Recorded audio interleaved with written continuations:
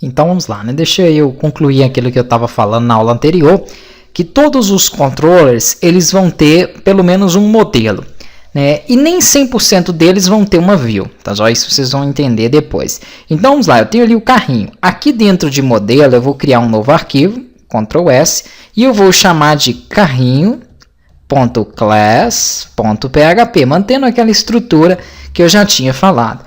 Carrinho.class.php, por exemplo, vai fazer uma consulta no banco de dados para verificar se tem pedidos dentro do carrinho ou não. Se não tiver, ele vai acrescentar. Se tiver, ele vai fazer o cálculo, etc. E assim por diante, de acordo com o que a classe ali, né, precisar para que ele faça.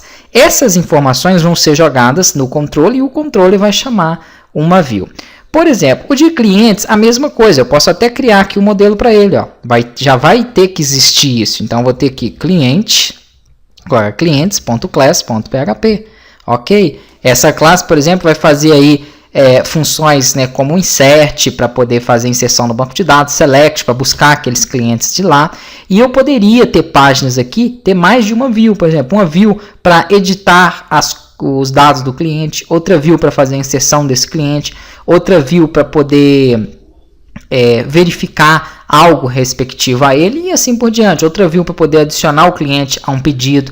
É só alguns exemplos. Então pode ser que eu tenha um modelo que tenha 2, 3, 4 views, pode ser que eu tenha um modelo que só precisa de uma classe, né? Por exemplo, eu tenho um controle que só precisa de um modelo e eu vou chamar esses clientes, eu não vou fazer uma view para ele, eu vou chamar eles dentro da tela de vender, por exemplo, o pedido, de finalizar o pedido, etc. É só um exemplo que eu estou dando. Então, os controles estão associados com os modelos e as views associadas ao controller. É dessa forma que vai funcionar aqui. Vou fazer do produto aqui também, ó, só para já deixar pronto essas três. Então, dentro de model, vamos criar aqui um novo arquivo.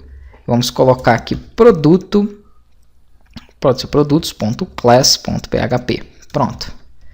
Tenho aqui, né, os meus modelos. Todo controle, obrigatoriamente, ele vai ter um modelo, mas não necessariamente ele vai ter uma view. Depois a gente vai fazendo isso aí, né, passo a passo. Agora, outra coisa que eu estava falando era sobre isso aqui, ó, constantes. Eu vou precisar de definir essas constantes para que eu tenha uma forma melhor de estruturar esse meu projeto. Então, aqui dentro de model, vamos criar uma classe aqui. Eu vou fazer uma classe chamada, né, vamos colocar aqui, ó, config.class.php.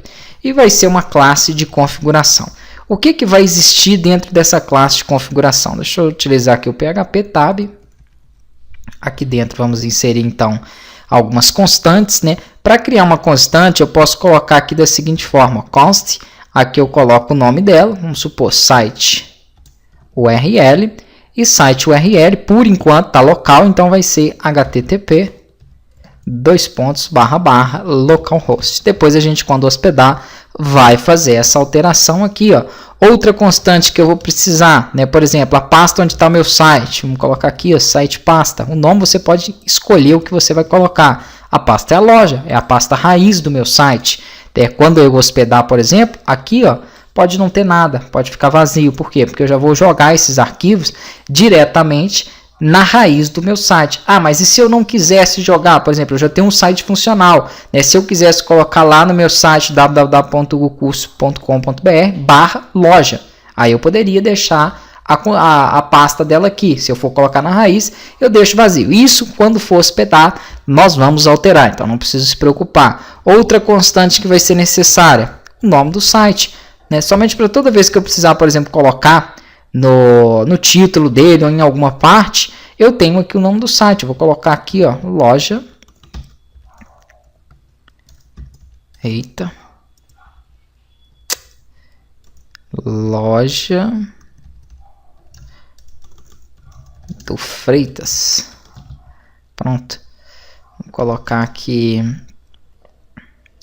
PHP 7 e MySQL. Pronto, esse vai ser o título aí, né, do site. Tendo feito isso, tem mais alguma constante aqui de início? Tem. Vamos colocar aqui o e-mail, né, para o site aqui. Então, site, e-mail, admin. Geralmente, as constantes são definidas dessa forma, letra maiúscula, se tiver mais de uma palavra, underline para separar. Então, aqui eu vou colocar um e-mail que eu vou criar. Loja do Freitas,